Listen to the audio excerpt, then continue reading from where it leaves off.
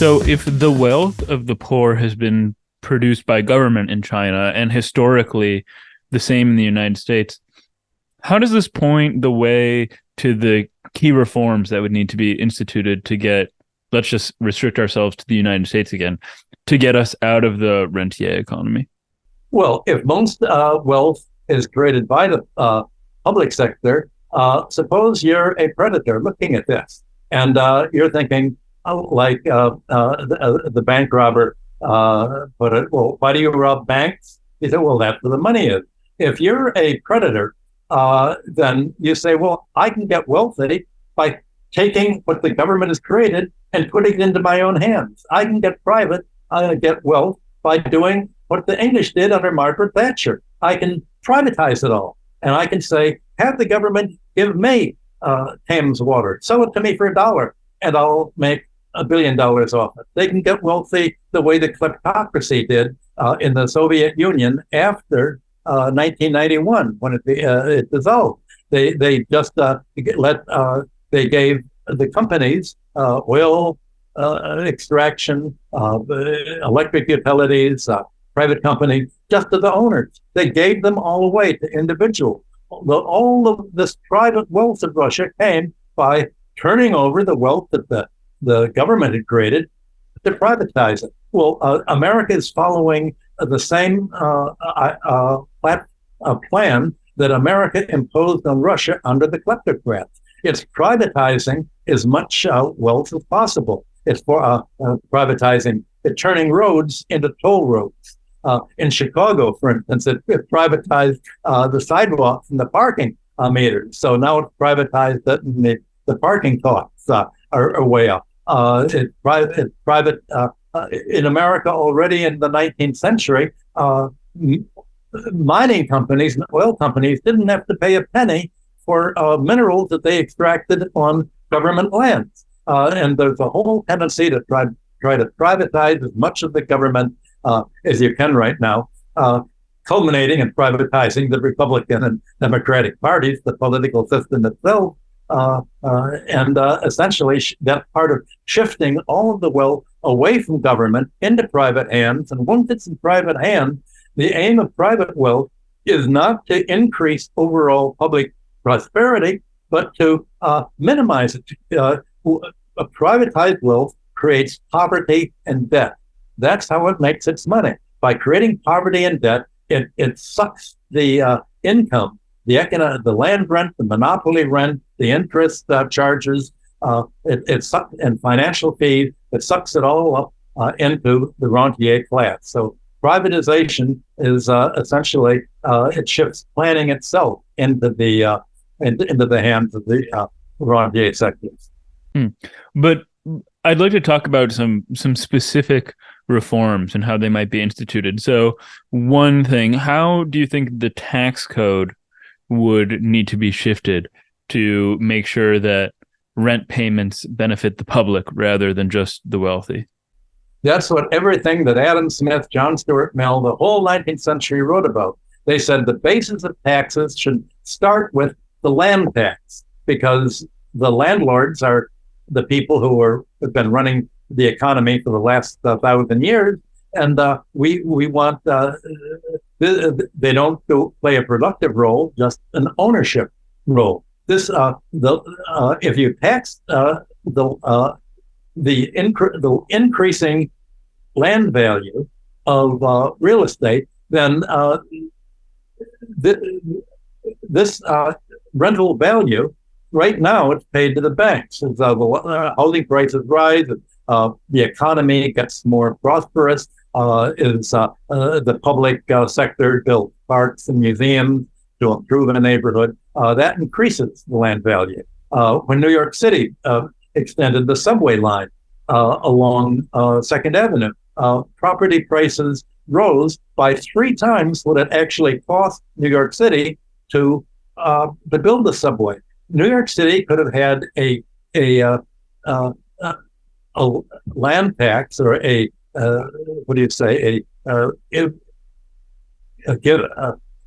unexplained increase in value. They could have taxed this increase in the price of real estate on the Lower East Side, so that New York taxpayers didn't have to pay for the subway at all. But instead, they increased the property tax on people who had to pay property taxes, and they raised the cost of taking a subway and the bus in New York.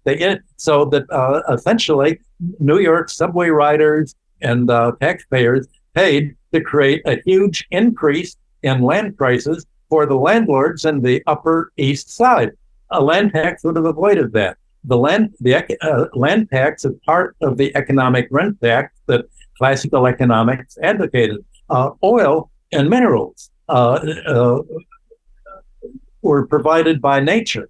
There was no cost of production there. So appropriating them does entail a cost of paying landlords, paying lawyers, and you have to pay a couple of assassins to kill the local people who want to protect the environment. Now, a little bit of assassination, and you have to have an army to sort of put in a Pinochet for regimes that sort of hesitate to privatize. But basically, the mineral wealth should be the patrimony of a country and be taxed instead of sold off to American and European investors who don't pay a tax because they pretend they don't make any money from the mining or the oil. And you'd certainly either you would tax finance, but that's hard to do because the financial sector is basically a criminogenic sector that avoids taxes. You have to retake natural monopolies headed by the financial sector into the public domain. You have to make finance and banking a public utility. Now, ironically, it was the Chicago School in the 1930s. The Chicago plan was indeed to have 100% reserve for commercial banks. You don't let commercial banks create any more credit because they create credit for predatory reasons, for corporate takeovers, and for increasing real estate price inflation. You have the government create the credit. The government can, if you do have the local bank saying, well, we don't have enough reserves to make a productive loan. We have a customer who wants to build a factory. The government will then provide a deposit in the bank to enable it to, within the 100 reserve system, to lend out. The government will be the depositor of last resort in all of this. And this Chicago plan was what Dennis Kucinich was advocating in 2016. And that was University of Chicago. That was when they still had an idea of what a free market really was before they were all elbowed out by the monetarists and the Milton Friedman and Hayek gang. Well, so does that answer the tax? The tax system is really the key, and retaking rent yielding resources into the public domain. Mm-hmm. But so increased taxes and then shifting their basis, I see how it would lessen the burden on the poor and also increase the wealth of governments, both municipal and national, going forward. But beyond freeing up the poor's capital, I don't see how it would have an immediate effect on the mountain of debt that the poor have in the form of mortgages or student loans or credit card and medical payments. And this leads me to wonder whether you think there ought to be massive debt write-offs or debt payments made for citizens on the behalf of the government. That is the most controversial part of my policy. Yes, if you do not write down the debt, then you cannot reindustrialize the United States. The debt reached such a critical mass that the American economy is going to begin to look more and more like Germany in the 1920s under its reparation debt, or England and France under their inter-ally war debts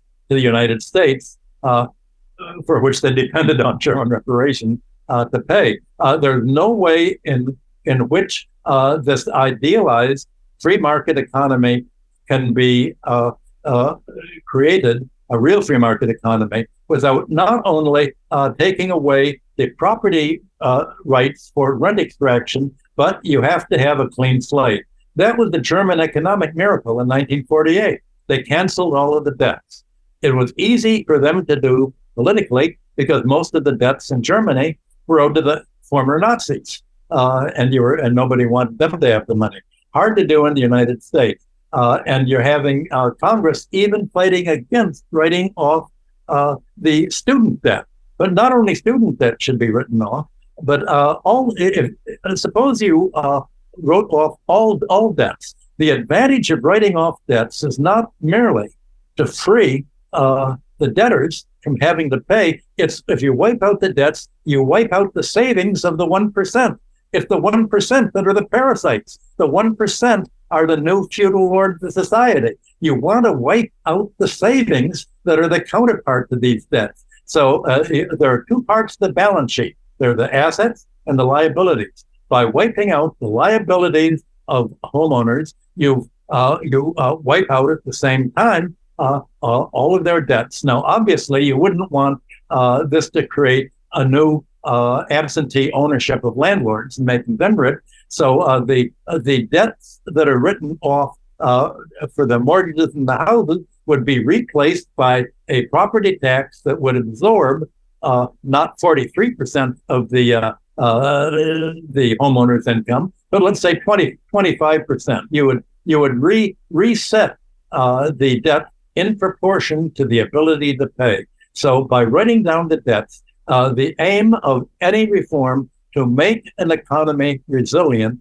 has to lie in bringing debts back within the ability to pay. That cannot be done bit by bit. It has to be done in a quantum leap, and that requires certainly an intellectual revolution. And given the fact that the 1% is now highly militarized and vicious, it requires a political revolution as well. And it may be in other countries of Europe, this usually has involved force. That's what people don't want to recognize, that if you view the economy in the way that I viewed it, and the objective of economic reform is to get rid of economic rent, and the economic rent has been siphoning off, transforming wages and industrial profits into the interest payments and financial wealth of the creditors into creditor claims on the economy. Now the problem is not like the 19th century. It's not landlord claims on the economy. It's hereditary financial claims on the economy. You have to do for finance what the 19th century did for the landlord class. You have to get rid of the property rights of finance that have resulted in privatizing the financial and the banking system in a predatory, unproductive way. And that requires a debt cancellation. You can see that most clearly for the global South countries, Latin America, Africa, Southeast Asia. That's what they're talking about in de-dollarization today. But it's also needed for the United States and Europe itself. Without a debt write-down and a debt cancellation, economics in the West have come to a dead end. Well, all of this to me points to one question that you briefly mentioned, and that's how can these issues actually be resolved? And so if powerful financial interests in effect control the government, as we witness through lobbying efforts all the time, and they would stand to lose tremendously if the government shifted the tax code the way you proposed and writes off debt the way that you've proposed, then what chance is there for change? Is the only realistic chance of a violent revolution? I mean, you just said force, but they're the same thing. Right. Well, in the short term, this is not going to happen, but let's look 10 or 20 years ahead. Suppose that the BRICS plus China, Asia, and its economic revolution that it's trying to bring to South America and Africa is suppose that the United States and the West see the mixed economy, the socialist economy is growing way ahead technologically, living standard, culturally. While they're shrinking in the United States and Europe, they will have the same choice that Europe had. Somehow Europe despite being dominated by the feudal landlord class, ended up reforming itself and moving towards socialism up until World War I. It was able to do it in the 19th century. That can happen again in the West. The revolutions after World War I were violent in Europe. Even the 1848 revolution was somewhat violent. The Paris Commune was violent. There will be some violence. Basically, the United States is at the root of violence. The United States has said, the head of the CIA put it, we're Murder Inc. The United States says, we want, the University of Chicago, free market, has made it very clear in Chile. They said you cannot have a free market unless you close down every university that teaches economics in Chile and replace it with us. You have to be willing to assassinate and kill every labor union leader. You have to kill every land reformist. You have to kill every university professor that says there is an alternative. You have to kill every progressive. If you're not willing to kill the intellectual elite of the population, if you're not able to have a mass murder, such as we've organized in Chile, Argentina, and all throughout Latin America, then you're not going to have a free market, meaning a free for us to take whatever we want from the economy and smash it to pieces.